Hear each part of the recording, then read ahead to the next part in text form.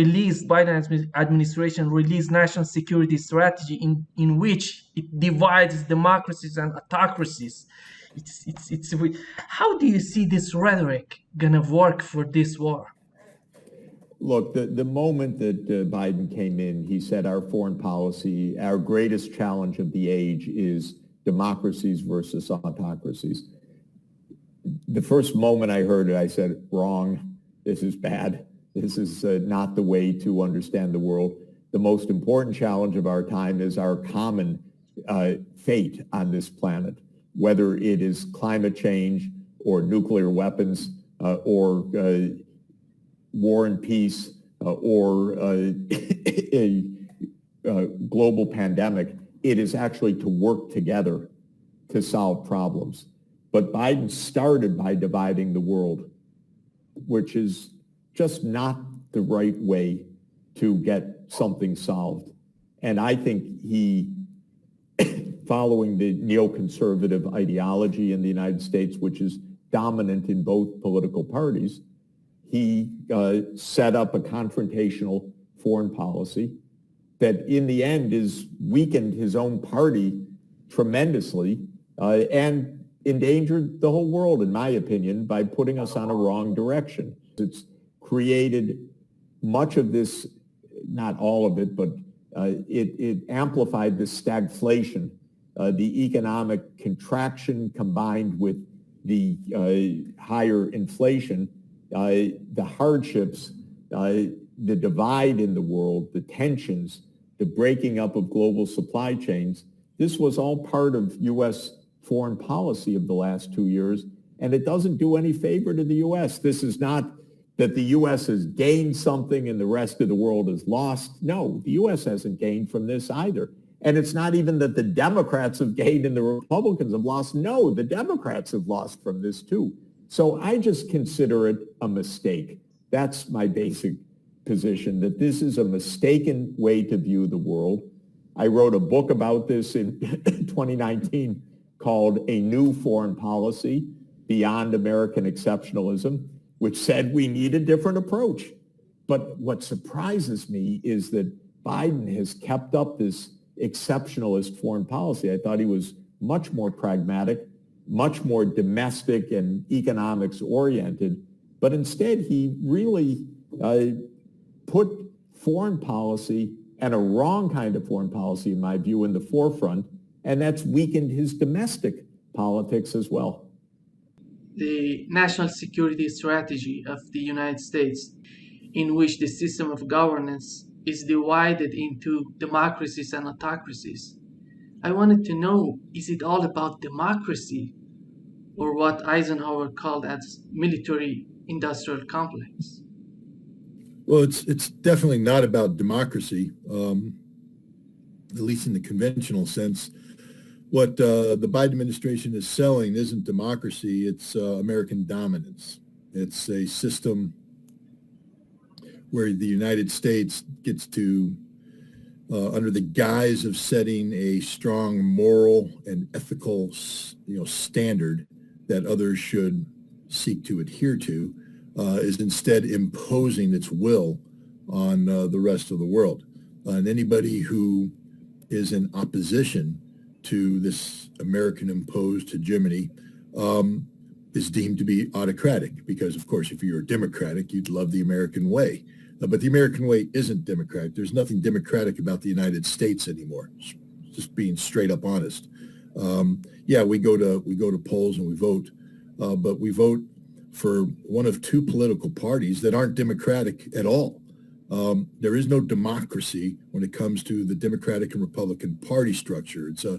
It's a system of political and economic elites that make their own rules and select their own candidates for inclusion in a ballot where the American people are presented with a predefined decision.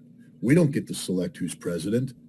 The nominees for president are selected by others, not us. So it's not a democracy, and it's failing across the board to meet the needs of the people. It meets, of course, the needs of corporate America, thanks to Citizens United. Now corporate America is deemed to be a citizen online with actual citizens, and they have the money necessary to influence politics far beyond anything the average American could ever hope or aspire to. So we don't have a democracy in America. We have at best a plutocracy, and this is what we're trying to impose on the world. And we are against nations that do have viable democratic institutions, like Russia. We call them autocrats, but they're not autocrats. They're democrats. They actually are responsive to the needs and wants and will of the people in a way that America isn't. So the national security strategy is about sustaining this system, this rules-based international order. Notice I didn't say law-based international order. I said rules-based international order, rules that have been foisted on the world ever since the end of the Second World War, where the United States emerged as the most powerful nation in the world, economically, militarily, and politically. So there you are. It has nothing to do with democracy, nothing to do with autocracy, everything to do with continuance of American global domination.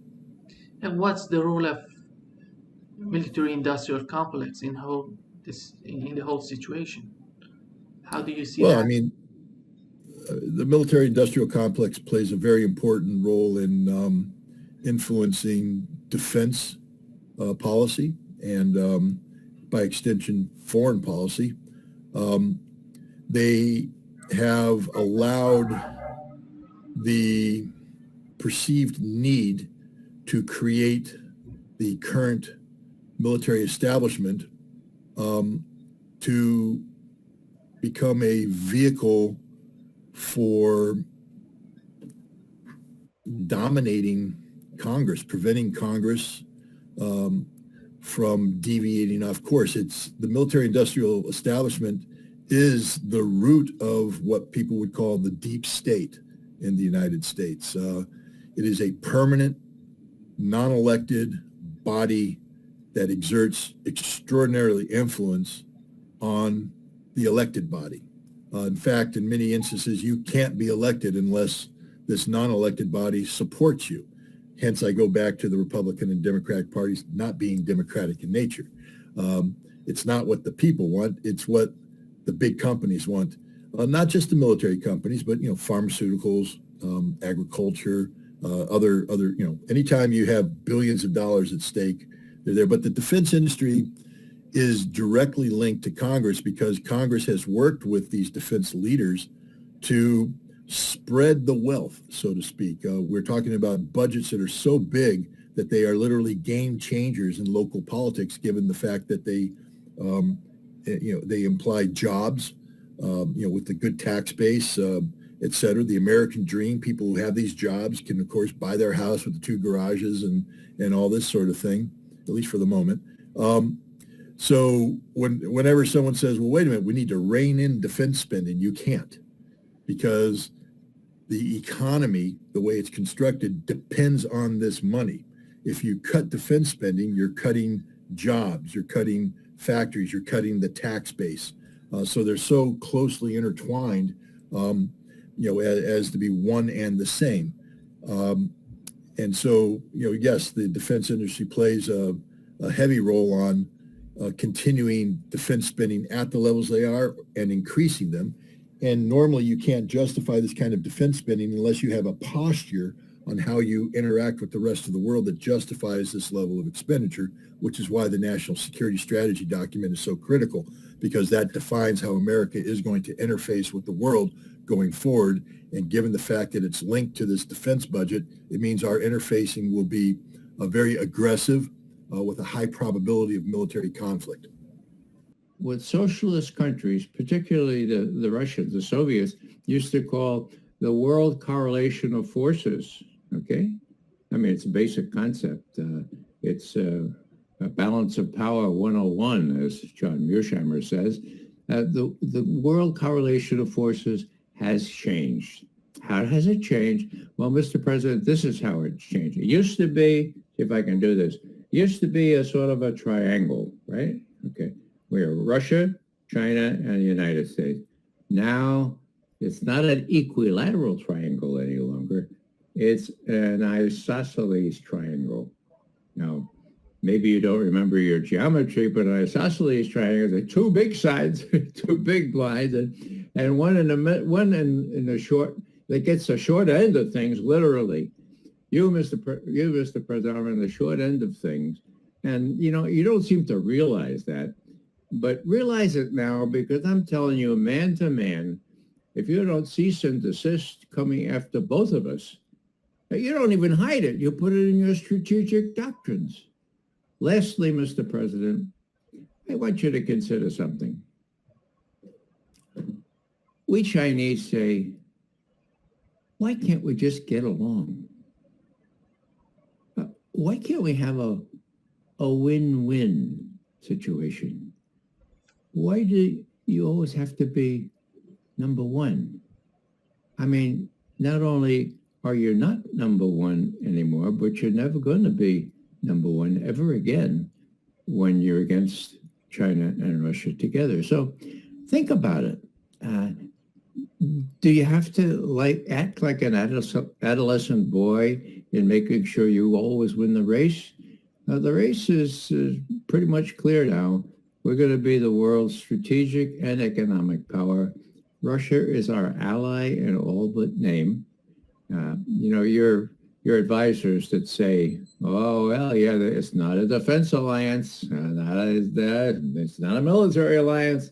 Well, Mr. Biden, that's a distinction without a difference. Don't try us. That's my concept of what President Xi is going to say to Biden. Now, whether it'll get through Biden's head or the heads of his elite advisors, I don't know, because it's really hard to retrain people who have been brought up and educated to think that they're exceptional, that they're indispensable.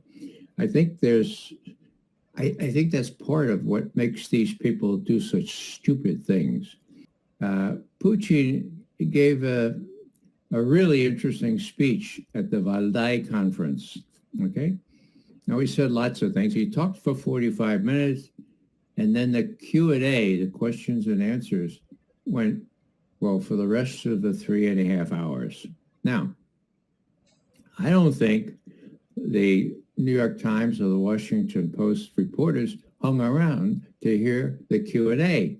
They usually don't. They just go back and write something, and then, of course, the editors in New York and Washington write what they want to say. But here's what Putin said about the Chinese thing.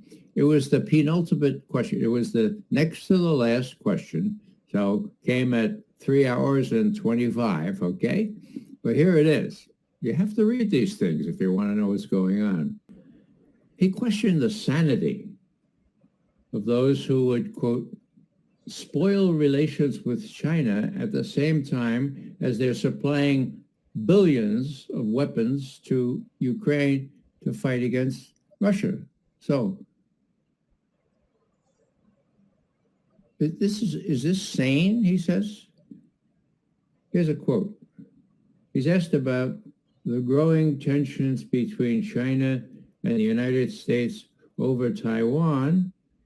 And Putin says this, quote, he's referring to Nancy Pelosi's visit, of course, quote, frankly, I do not know why they're doing this. Are they sane? It seems that this runs completely counter to common sense and logic. This is simply crazy. Continuing, it may seem that there is a subtle, profound plot behind this, but I think there is nothing like that. No subtle thought. It is just nonsense and arrogance, nothing else. Such irrational actions are rooted in arrogance and a sense of impunity. Now, arrogance and a sense of impunity is the world in which Blinken and Sullivan and most of the other advisors around Biden grew up. That's what they used to. That's why they talked down to the Chinese way back when, March of last year. That's why they continue to talk down to the Russians.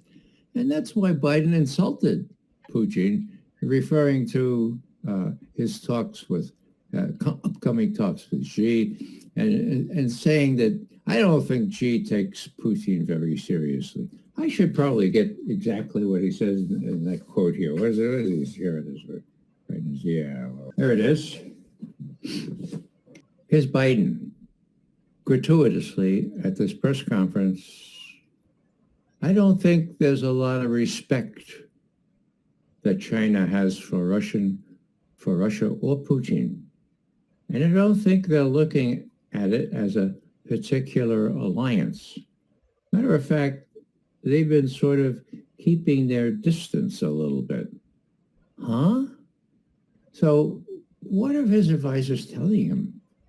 Well, they're telling him they're interpreting context in completely wrong ways. China says we're against nuclear weapons. Oh, so that's an implicit dig at Russia. Putin says, I understand there's concern in China and everybody else about Ukraine. Oh, so China is concerned. They're how does it say here? They're keeping their distance one from the other. Well, maybe, just maybe, on Monday, after talking with Xi Jinping, who is not inscrutable, he's a pretty up-in-your-face guy, maybe Biden will go to his advisors and say, I thought you told me that Russia was being squeezed by this guy, and he tells me that he's best friends with Putin. What's going on here? Why didn't you tell me that? Now, if that happens, and Biden is able to draw the logical conclusions from this, namely that you don't pick a fight with two major competitors on either side of the world, maybe he'll tuck tail in Ukraine and do the sensible thing by leaning on the Ukrainians to enter negotiations, because it's high time that Ukrainians stop getting killed by the thousands.